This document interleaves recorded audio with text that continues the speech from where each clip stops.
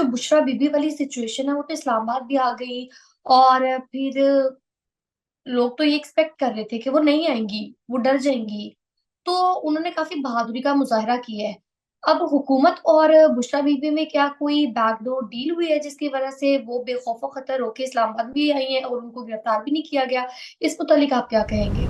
अदालत में पेश हुई हैं। उनके नाकाबिले जमानत वारंट जो हैं वो कैंसिल भी वो हुए हैं, और उन्होंने 190 मिलियन पाउंड में अपनी हाजिरी भी लगाई है। बल्कि कहा है कि मैं तो कोई गवाह नहीं पेश करना चाहती। इमरान खान ने कहा है कि वो गवाह पेश करना चाहते हैं। लेकिन इसमें सूरत हाल बड़ी दिलचस्प है, और वो ये है कि बुशरा बीबी को गिरफ्तार नहीं किया गया। ये दुरुस्त है कि उनके पास पेशावर हाई कोर्ट से जमानत थी, लेकिन पेशावर हाई कोर्ट की जमानत होने के बावजूद भी उन्हें गिरफ्त पहले तो ये फैसला था कि किसी सूरत उन्हें नहीं छोड़ा जाएगा, लेकिन आज वो आईं और पेशावर वापस चली गईं।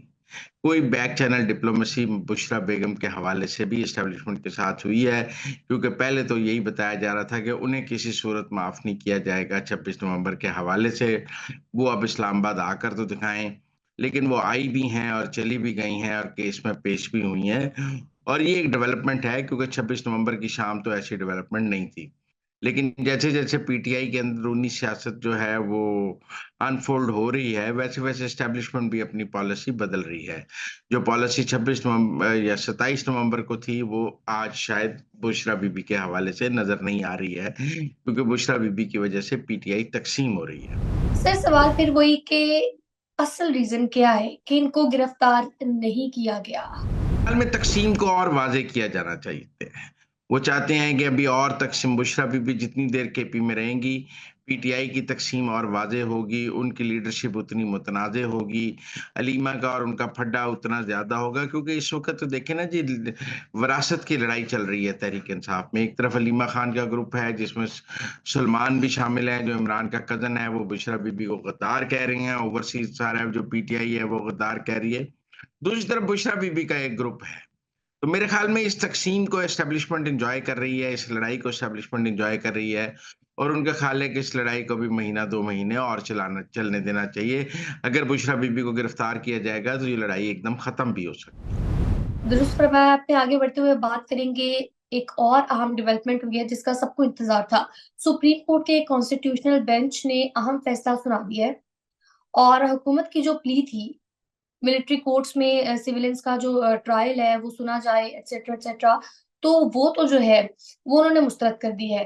अब आप सिचुएशन को कहाँ जाता हुआ देख रहे हैं? इसका क्या इफेक्ट होगा आने वाले मंजरनामे पर? देखिए, उन्होंने ट्रायल मुकम्मल करने का हुक्म पहले ही दिया हुआ था, और फैसले अनाउंस करने से रोका हुआ था।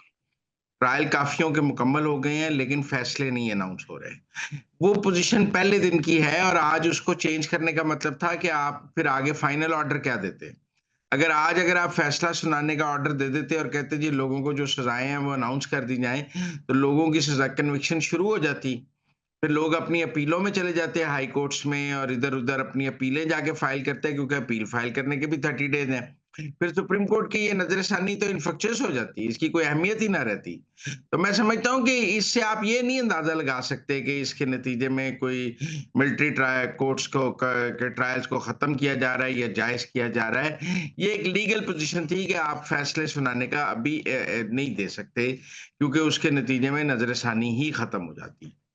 लेकिन मैं ज्यादा बात ये समझता हूं कि आज जिन लोगों का ये ख्याल था कि 26वीं आईनी तरमीम को मुस्तरद कराया जा सकता है, आज जो जुर्माना हुआ है जवाद अस ख्वाजा को, उसने ये क्लियर कर दिया है कि आईनी बेंच 26वीं आईनी तरमीम के तहत काम कर रहा है। आईनी बेंच ने 26वीं आईनी तरमीम को कबूल किया हुआ है, और 26वीं तरमीम का इस आईनी बेंच से मुस्तरद होने का कोई चांस नहीं है।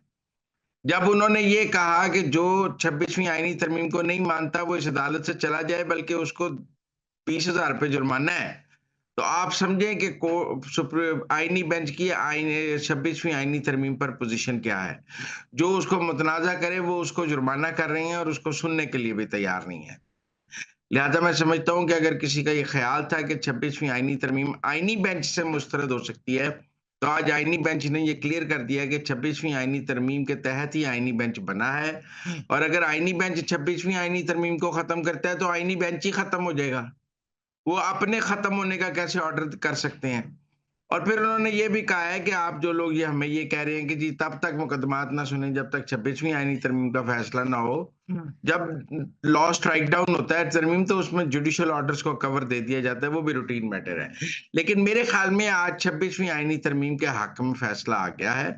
आईनी बेंच की राय 26वीं आईनी तरमीम के बारे में सबके सामने आ गई है। ये ज़रूर है कि इससे मंसूर अली शाह और उनके ग्रुप को बहुत धचका लगा होगा, लेकिन टेक्निकली स्पीकिंग आज जब सुप्रीम कोर्ट के आईनी बेंच ने 26वीं आईनी तरमीम के हवाले से तमाम इबाहम दूर कर दी। पीटीआई को लेकर अहम एक डेवलपमेंट हुई है, तो उमर अयूब साहब जो है वो मैदान में आ गए हैं। हम सबको पता है कि मुज़ाकराती कमेटी उन्होंने 5 रुकनी तश्कील दी थी और उमर अयूब साहब ने बोला है ये कि फरिश्ता हो या इंसान हो, हम मुज़ाकरात के लिए तैयार हैं। लेकिन इन एडिशन टू दैट उन्होंने ये भी कहा है कि अगर 13 दिसंबर से पहले इन्होंने हमसे मुज़ाकरात नहीं किए, हुकूमत हमसे बात नहीं करती, तो फिर जो सिविल नाफरमानी वाला एंगर है उस पर गौर किया जाएगा। तो आपको क्या लगता है कि क्या होगा? ये क्या कोई धमकी है या क्या है? वो मुज़ाकरात मशरूत मुज़ाकरात कर रही हैं ना, कि उनकी कुछ डिमांड्स हैं वो पूरी करने पर मुज़ाकरात किए जाएँ। मुज़ाकरात में हुकूमत का क्या एजेंडा होगा? सिर्फ़ अब नवा इमरान खान के एजेंडे पर मुज़ाकरात होंगे कि इमरान खान ने कहा है कि 9 मई और 26 नवंबर पे जुडिशल कमीशन बना दिए जाएँ, तो इसके ऊपर मुज़ाकरात होंगे या इसके ऊपर मुज़ाकरात होंगे कि इमरान खान और बाकी लोगों को रिहा कर दिया जाए। तो हुकूमत इन 2 नुकात पर मुज़ाकरात करने के लिए तैयार हो सकती है। क्या हुकूमत ये मान सकती है? तो मुझे नहीं लगता कि जो शराइत हैं तहरीक-ए-इंसाफ की, उनके ऊपर हुकूमत या एस्टेब्लिशमेंट तहरीक-ए-इंसाफ के साथ किसी भी किस्म के मुज़ाकरात कर सकती है। ये दोनों ऐसे नकात हैं जिनके ऊपर बात ही नहीं हो सकती। मतलब क्या इमरान खान की रिहाई पर बात हो सकती है? क्या 9 मई के मुल्ज़मान पर की रिहाई पर बात हो सकती है? नहीं हो सकती। क्या दोनों 9 मई पर जुडिशियल कमीशन बन सकता है? इसका डीजीआई, एसपीआर बहुत क्लियर और वाज़ेह जवाब दे चुके हैं कि फिर 2014 के धरने पर भी जुडिशियल कमीशन बना लें। तो अब क्या 26 नवंबर पर जुडिशियल कमीशन बन सकता है? मुझे नहीं लगता उसके ऊपर भी जुडिशियल कमीशन बन सकता है। लिहाज़ा मुझे नहीं लगता कि तहरीक-ए-इंसाफ की शराइत पर मुज़ाकरात हो सकते हैं। खैर सियासत में मुज़ाकरात होते हैं कुछ लो और कुछ दो के ऊपर। आप ये बताएँ इस वक़्त इमरान खान के पास हुकूमत को देने के लिए क्या है? कुछ देंगे तो कुछ ले लेंगे ना।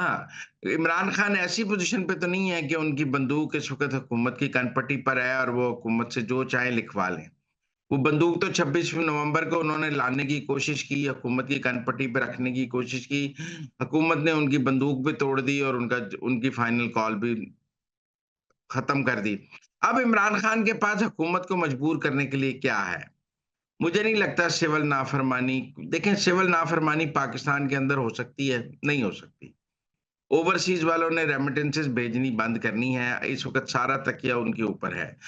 उनके बस में होता तो वो पिछले साल जब आईएमएफ के दफ्तर के बाहर बैठे थे तब भी बंद कर देते।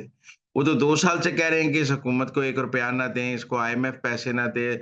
आपका ख़्याल है जो पीटीआई की ओवरसीज़ है वो रेमिटेंसेस भेज रहे हैं, उनका बस चले तो वो अपने पहले पैसे भी वापस ले जाएँगे। रेमिटेंसेस तो वो लोग भेज रहे हैं जिनके घर वालों को पैसों की ज़रूरत है और वो इसके बाद भी भेजते रहेंगे।